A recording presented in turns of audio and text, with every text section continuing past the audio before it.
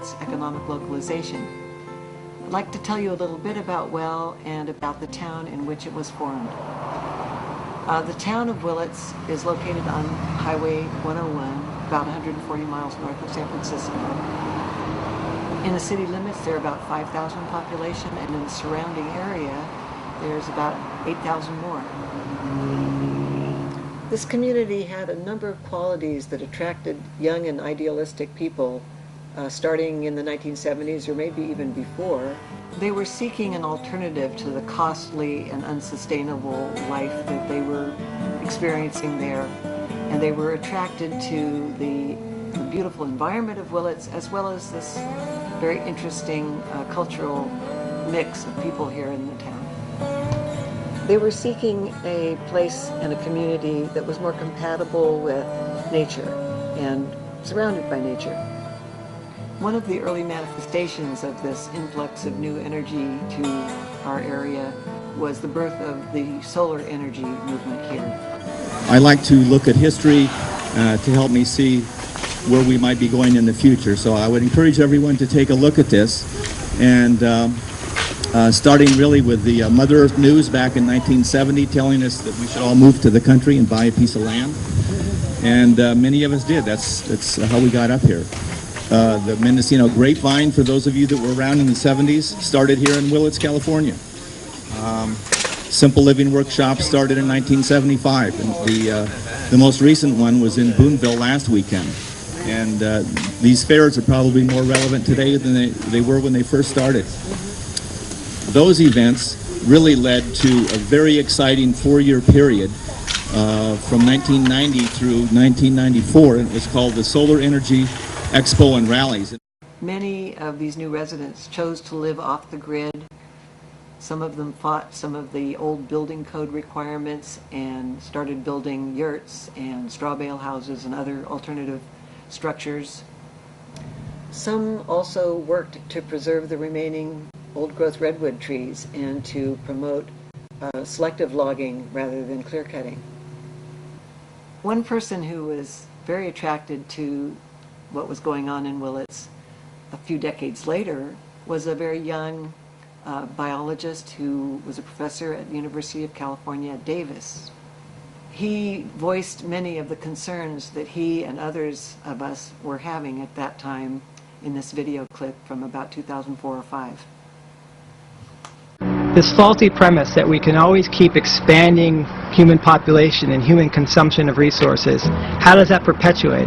I think what it happens is this, is essentially you have this physical reality based upon the availability of fossil fuel energy, which essentially allows us to raise our short-term carrying capacity of the planet tremendously. We are able to now organize the resources of our planet to support more and more people and more consumptive lifestyles, to a point where it's gone on for so long and we've met so many challenges that in its essence we developed a culture that reinforces the idea that there are no real consequences to our actions, because even if there's a short-term problem, we will have the ingenuity and the ability to solve it.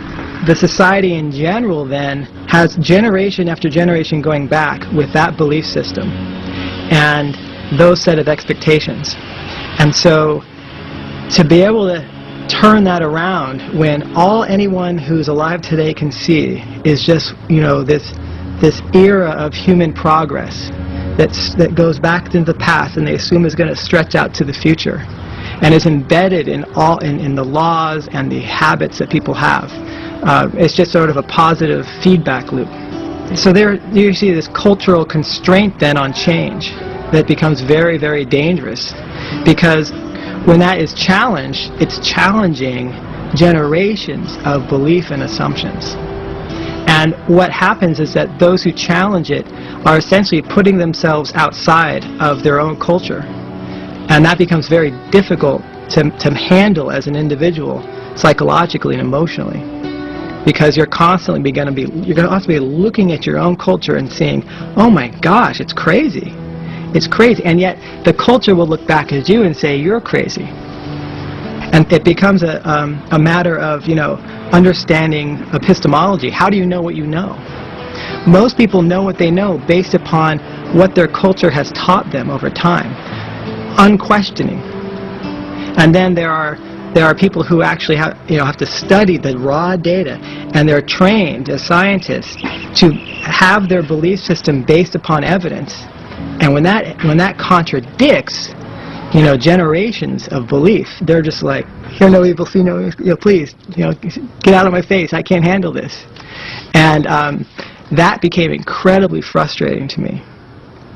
I have kids. I want peace on earth. I want all good things, and yet I found that people that also want those things unable to realize that that we're all a huge part of this problem. Jason, along with many others who gathered around, formed the group called Willits Economic Localization. In 2004, I was one of the co-founders of Willits Economic Localization. We didn't call it that at first. We began meeting and we formed working groups around very important issues of the day. We felt that water, food, shelter, economics, and our society were as important as energy, which was a main focus.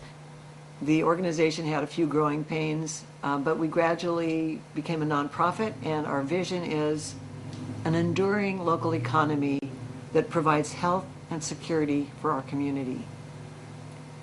This organization has become one of the models for the Transition Town movement internationally. From its inception, WELL supplemented many local discussion groups and research and film showings with inviting guest speakers, many of them internationally and nationally known, such as Michael Rupert, Richard Heinberg, David Korten, Derek Jensen, many others. Hello, Willits.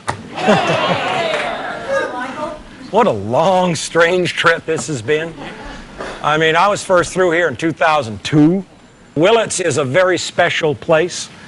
It was here that I think really the first significant organized steps to recognize peak oil and to move towards sustainability were taken.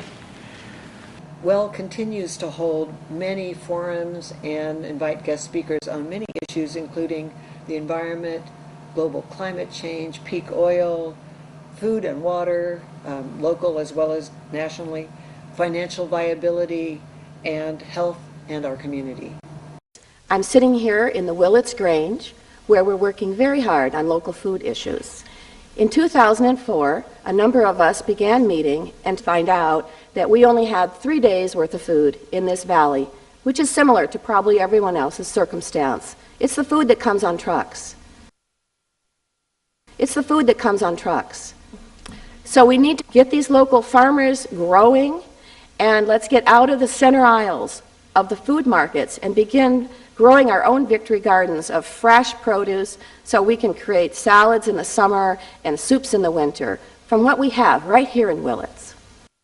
We got a USDA food security grant a number of years ago, which helped us to put 5 tons of food just outside this building in some silos, and we're selling the food very inexpensively, all organic, produced within 150 miles of Willits.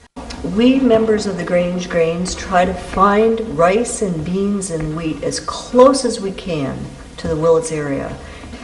We have 5 silos out there, and when they're full we can feed many thousands of people if we have the power that we need, or if we have the propane we need to cook. If we don't have either any electric power or solar power readily available, we'll be using solar cookers to cook up these products into sort of a food line.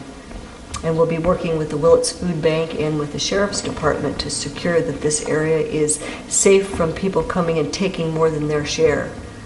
Well, if we did have a real disaster, we probably wouldn't be able to grind that wheat, but we do have people with bicycle grinders and horse-drawn millstones, so we would be able to get that product out to those people and they could grind wheat into flour. We try to do a turnover. We try to cycle through the product so nothing sits too long. So we sell at the farmer's market, and we sell bulk to people that want to come and bring their buckets and get 25 pounds of a product. And we also sell to restaurants and bakeries and different stores that have, organic food sections. And we're helping people learn how to cook the food, and that's where my job comes in. I've created a series of classes that I produce several times a year, and I call it Fresh, Fast, and Frugal, because people don't have time. They need a fast cooking deal. They need to save money for frugality, and we want to encourage fresh food because we believe it's resilient not only for our food budgets right now, but it's also going to help our health in the future. In addition to this sort of educational work, WELL continues to serve as a clearinghouse for many groups and organizations that are working on various aspects of localization and building self-reliance in our community. Well, in 2004, WELL and the city formed a partnership. It was a citizens' initiative to foster a sustainable local economy. And that was based on wanting to bring sustainable energy to a fundamental public utility infrastructure project. And so the water plant was chosen because it had available space and an area to be able to put up a solar array. As a result, the Willits solar array was developed at the water treatment facility near Morris Reservoir. In other cases, it seems like people and organizations have sprung up on their own with similar concerns and similar ideas. I'm the co-founder of the Willits Healthy Action Team. And it started with a rather simple question. We asked how many of you, when you were children, either walked to school or rode your bikes to school? And just about everybody raised their hand. Then we asked, same audience, how many of your children or your grandchildren now walk or ride their bikes to school? And almost no hands went up. And we realized that we've become, a community of people that drive motor vehicles or ride in motor vehicles, and we're not walking very much. So we developed an actual loop that would take you through the downtown, would take you out in the neighborhoods, both sides of the highway, north, south, east, and west. Part of it is, an ancient tradition of walking the boundaries of your community as a way of blessing, as a way of bringing healing energy to the community, a way of noticing, what's the health of the community. And we also wanted to connect the schools. So the walk went by the major elementary schools and the high school so that we could begin to include the children, include the kids back in the connection into the community and in the walking. We painted those, and it was part of the idea to every time there's actually a change of direction where you turn left or you turn right, there are footsteps that guide you the way, and then we have signs. There may come a time when we don't have the resources to drive as much as we have, and we're going to, of necessity, get back to a community that we need to rely on our feet more relying on bicycles more, and that's a good thing for everybody. So it's really has multi-dimensions of what we're doing. It's fun. It engages the community. We develop networks of friends and neighbors that are supportive. It creates a more healthy environment, a more healthy community, but it also makes us aware of how dependent we are on each other and how important it is not only to be able to get in your car and drive somewhere, but we may not always be able to do that.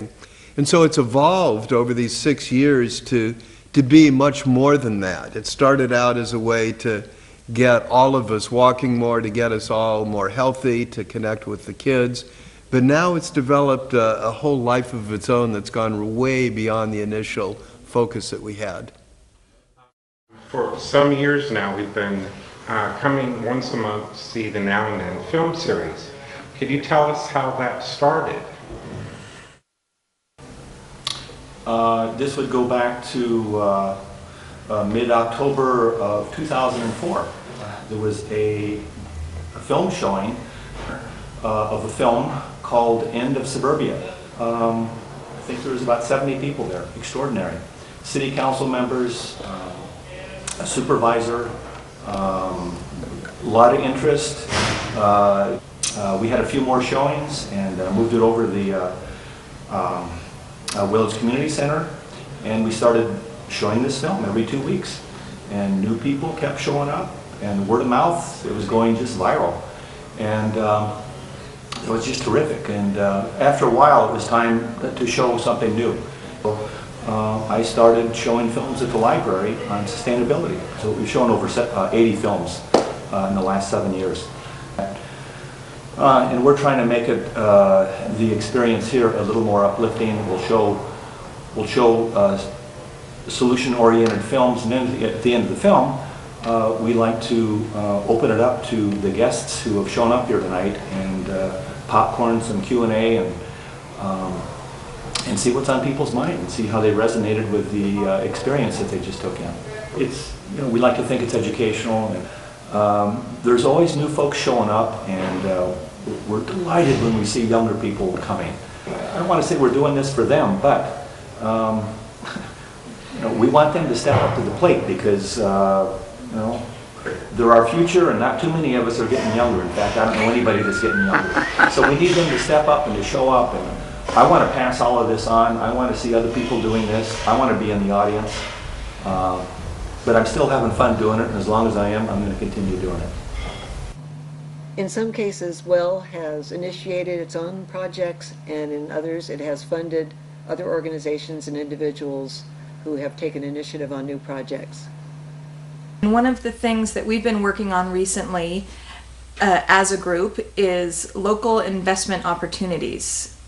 We did a number of studies in the Willits area, the 95490 zip code, to look at what the leakages of income and money were in our area.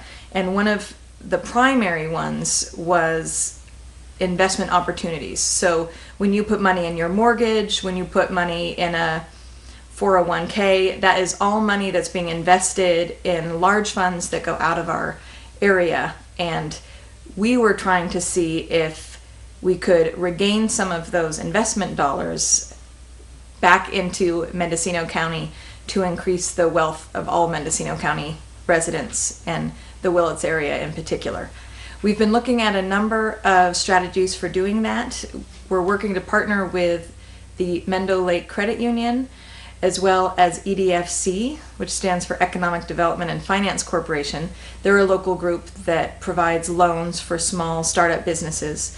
WELL is really interested in supporting local entrepreneurs and businesses, but we want to emphasize the triple bottom line, which is people, planet, profit. One of the things going on in our area is the PACE program, Property Assessed Clean Energy, which allows for residents to fund solar energy infrastructure, renewable energy improvements to their home, which then is assessed to their property. They pay back the loan basically on their property taxes. So one of the ways that we were trying to figure out if we could partner with READY, which is a local group, Renewable Energy Development Institute. They are working on ways to finance local renewable energy infrastructure, and we're interested in potentially pooling money to be able to help facilitate that process. There's a number of other activities locally that we want to support. Cooperative ownership is definitely part of that. We've been trying to take cues from the Mondragon model that they've done in Spain, which is worker-owned cooperatives. And one of the reasons they've been so successful, I think, over there is because they get partnering and complementary businesses. So, for example, there's a gentleman who is looking at doing biofuels using agave. That could be one business, but another business could be a local small credit union that funds it. Another business could be the processing facility for the biofuels. Another business could use the byproducts of that processing to, to go into other value-added products. So by sharing the benefits and all supporting each other, it helps create more wealth in an area. So that's something we're looking at in Willits. Like the Transition Town message, it's not really important for any one organization to take ownership of this whole movement. It's bigger than all of us, and we're all part of it.